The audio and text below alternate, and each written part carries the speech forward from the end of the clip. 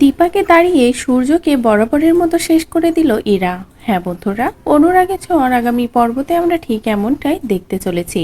দীপার হাত দিয়ে সূর্যকে এমন একটা ওষুধ খাইয়েছিল ইরা, যেটা দ্বারা সূর্য যেন শেষ হয়ে যায়। কিন্তু দীপা না খাওয়াতে ইরা পরের দিন সকালেই সবটা পরিষ্কার বুঝতে পারে যে ওষুধটা যখন সে খাওয়ায়নি, তার মানে এটা অন্য কেউ নয়, দীপা।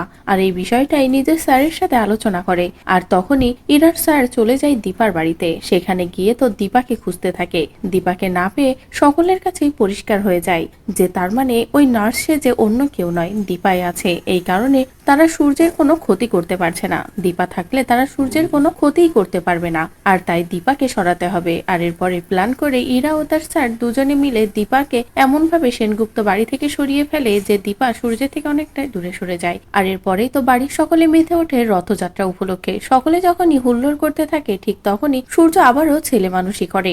একটা খাবার চুরি করে ঘরের ভিতরে এসে যখনই খাওয়া শুরু করে, ঠিক তখনই সুযোগ পেয়ে ইরাও ভিতরে আসে। কিন্তু ইরা বুঝতে পারে না যে সূর্যের ঘরে লুকিয়ে আছে দীপা।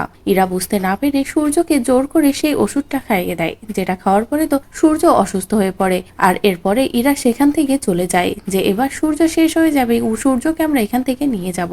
কিন্তু তার আগে দীপা সেখানে আসে। দীপা এসেই বলে, ডাক্তারবাবু আমি থাকতে আপনার কিচ্ছু হবে না, আমি আপনাকে যেভাবেই হোক বাঁচাবই। তো বন্ধুরা, ইরা তো নিজের প্ল্যানে সাকসেস হওয়ার জন্য সূর্যকেই শেষ করে বসলো, কিন্তু দীপাও তো চলে আসলো সব বাধা পেরিয়ে। তাহলে কি এবার দীপা নিজেই সূর্যকে সুস্থ করে তুলবে? এমন কিছু করবে দীপা যা দ্বারা সূর্যের আর কেউ কোনো ক্ষতি করতে পারবে না? আর সত্যি এমনটা হলে সেটা দেখতে তোমাদের ঠিক কেমন লাগবে কমেন্ট করে জানাও। পরবর্তী আপডেট পেতে চ্যানেলটি সাবস্ক্রাইব করো।